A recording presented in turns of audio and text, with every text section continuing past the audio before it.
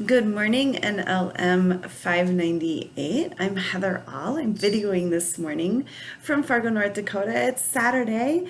Lots of work to be done today, but I wanted to share my thoughts from week one.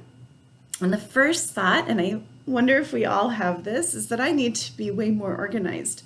To push all of the reading into one day and then have jumbled thoughts and try to put it all down in a cohesive manner did not work for me very well. But others seem to have done that very well, and I appreciate that. So I would love to learn from you on how you manage your time. My favorite thing of all of these classes are these discussion board posts and how we share our experiences with one another and we learn from one another. And it's such a wide variety of thoughts. So I truly appreciate that. So I learn every single week from that process.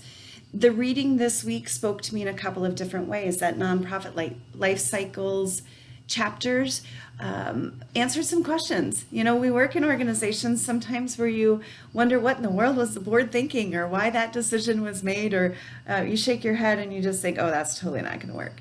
And this kind of gave some clarity to that life cycle, or that the organizational structure over time.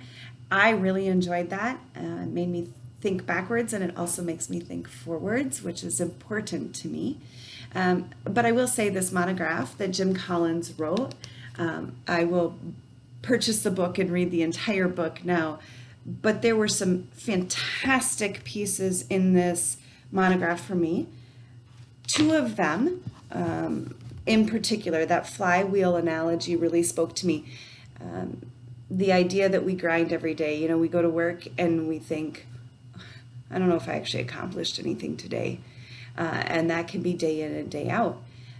To remember that we are making progress. It takes time to get that thing to roll.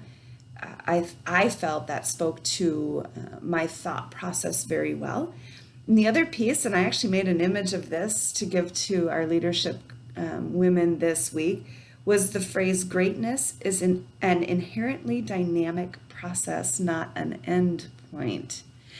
I think that in a culture where social media and or TED Talks and TEDx are so prevalent, and blogs and vlogs and all of those pieces are so prevalent, that everybody wants to tell us how to be great.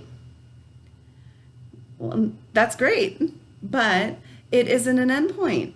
We won't ever get to the point where we have reached greatness. There's always another level. And to continue to move forward is just about everything in my world and my thought process. So I truly enjoyed the monograph. It spoke to me, and I think I'll use it in my leadership program. So I appreciate the knowing that it's available and that it's there. That's all for this week. Have a great week, and we'll talk soon. Thanks.